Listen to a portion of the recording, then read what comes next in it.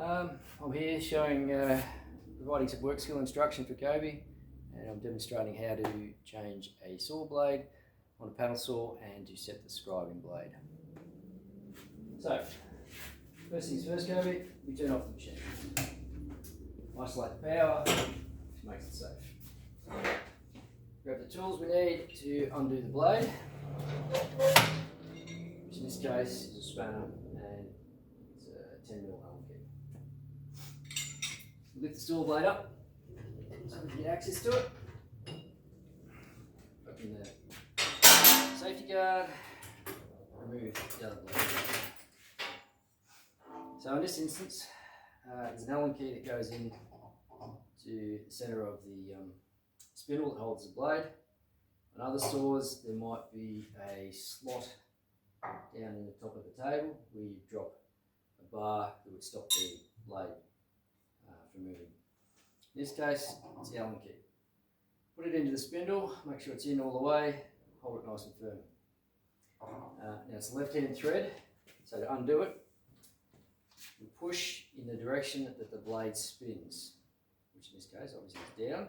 So Allen key in, hold firmly, put the spanner on, and push down. It's never done up terribly tight. There's no need for them to be that tight, just firm. It's usually good enough. And they're actually self-tightening. It's a left-hand thread, which is a safety mechanism. So generally, if you didn't do it up tight enough, it would tighten itself up. Take the blade out. It's best not to sit it on metal. So you don't chip the blades, or the teeth I should say. Grab our new blade. Have a look at it. Make sure the teeth are in good condition. Being a new blade, it should be, but you just never know. With your old blade too, it also pays to have a look at it.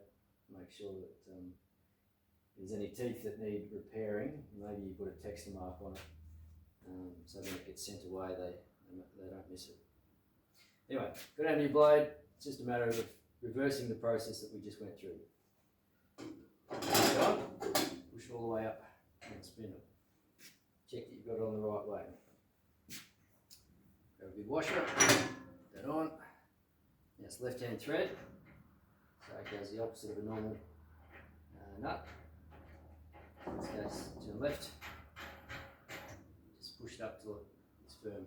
Grab our spanner, Allen key, the Allen key in the spindle,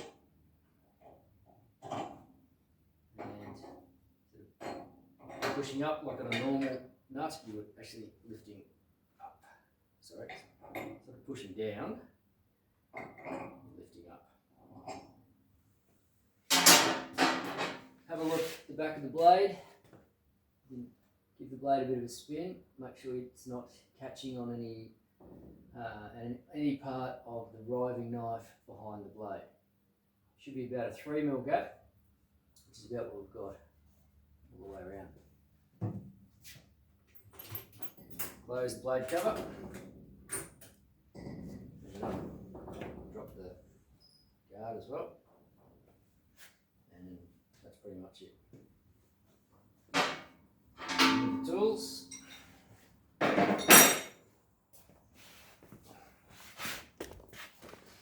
Alright, just going to move the camera.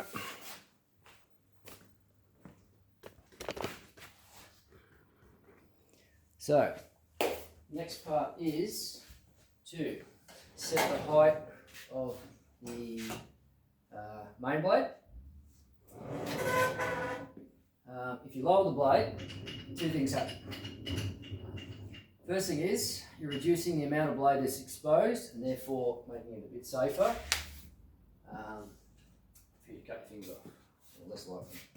Second thing is, if you're cutting melamine, which we are in this case, it actually gives a better cut. As you can see here, rather than cutting down, it's that angle there is more acute or smaller, and it just, rather than pushing down and breaking out, it cuts forward and just gives you a much better finish. So in this case, you probably only want the blade about 20mm above the top of the material. Happy with that? So just lower the handguard, and that's pretty much it for the main blade. Now we want to set the scribe. Now the scribe, its job is to cut the melamine on the underside of the board before the board gets through to the main blade. The purpose of that is to stop the melamine from chipping when it's cut by the main blade. Now, to do that, we wind up the scribing blade, and generally I just wind it up.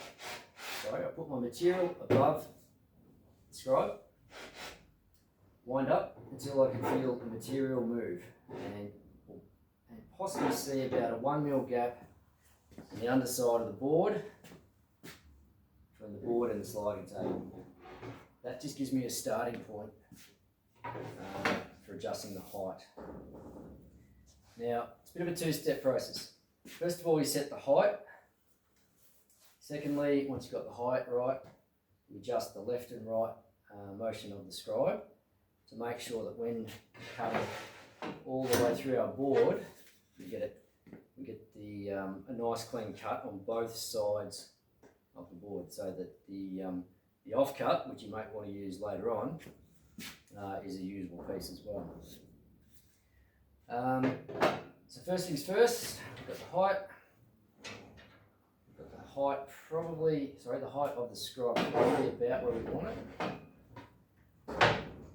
And the next thing is to check, just to check that. So pull the table back behind the blades before we turn it on. Just do a quick check, make sure we haven't left any tools around near the blade, drop the blade guard, so it's a bit safer. So what I'm going to do now is I'm going to make a half cut.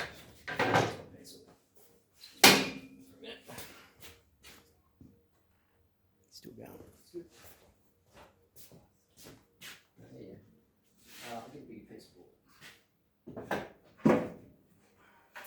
So what I want to do is just make a series of cuts on the edge of the board, on the underside. So I'll end up with a scribe line down there. And what I'm going to be doing is checking for the height or the depth. If it's not deep enough, it won't take away all the melamine, so I'll have to lift the blade up. If it's too deep, you should be able to see it. If I draw it on here, how will that work? So if that's the top of your board, and basically you'll end up with a channel like that.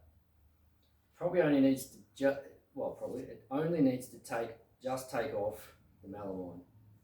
But you also need to allow for imperfections in the board. The board is never completely flat. So if you get a board that's a bit bowed or what have you, you just need to allow for that. So you're probably looking to take off about 1mm. That's about it, maybe 1.5 mm. You can adjust the height later on. If you find that you've cut something or you are cutting something and you haven't heard the scribe blade, you'll hear it. It's a high-pitched noise. You should be hearing that all the time. If all of a sudden you realise, oh, I didn't hear that, have a look at your material and just check that it's cut properly. And if it hasn't, then you just need to make adjustments. Right, so first things first, safety gear. Glasses on, earmuffs on.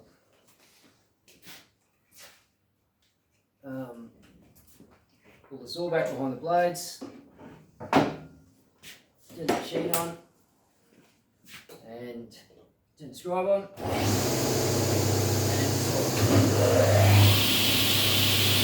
Come on here, here we go. So hold the board undisturbed.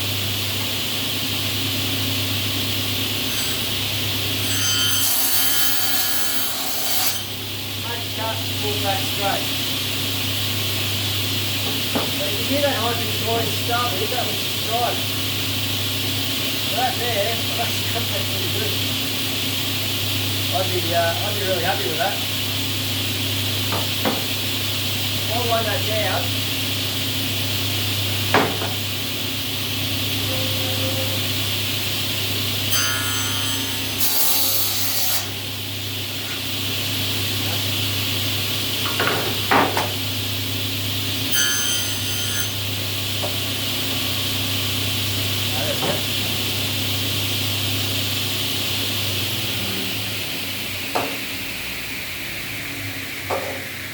bring that scribe down just to demonstrate what a bad cut looks like.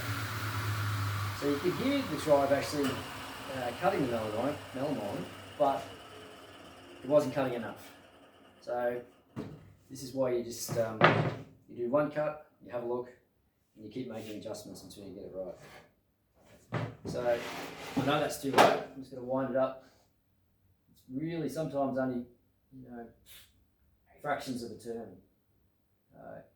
In this instance, probably an eighth of a turn I've gone up there. So I'll turn the machine on again, and I'll get the height right. Once I've done that, we'll adjust the left and right. Take the gear on again.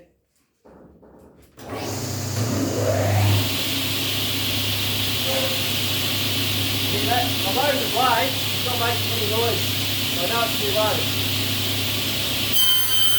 See that noise? See that look? Yeah, it's flaky deck. All that does is wear actually blade too quickly, so go down, probably go down about an eighth of an inch, sorry, eighth of a turn, make another cut.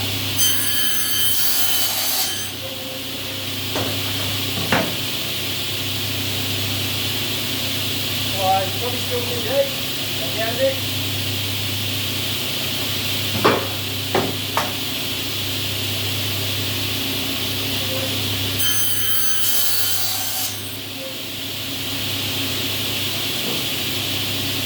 That's pretty good there, go with that.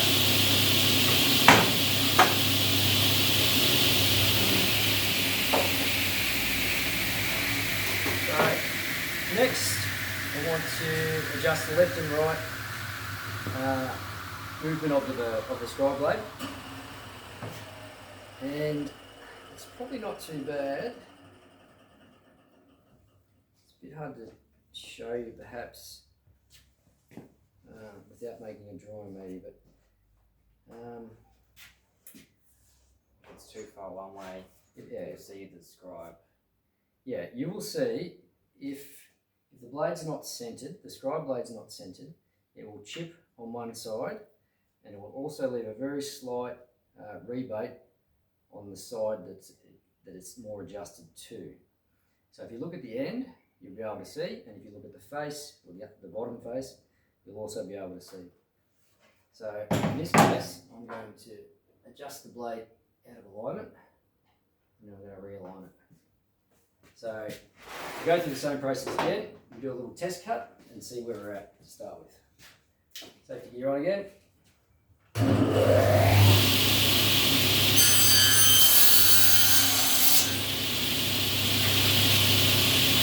So by looking at that, you see that side of the blade, that side of the cut is all chipped, and then the right side has that little rebate.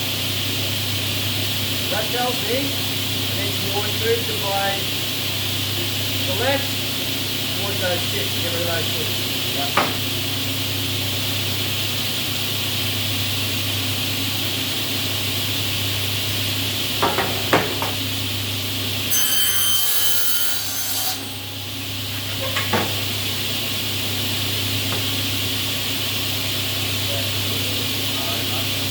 Now gone.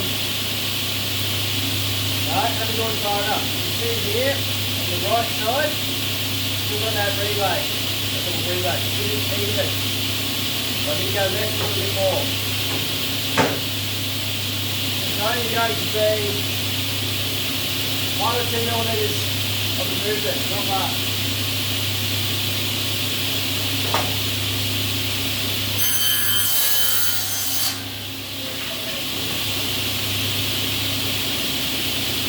Okay, pretty good. Yeah.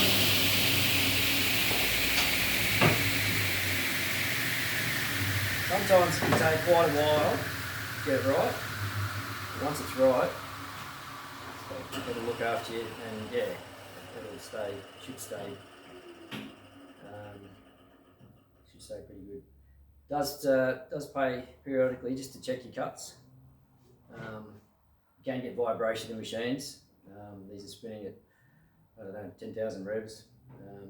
They are machines and things move. So just every now and again, just have a look and make sure it's been cut right.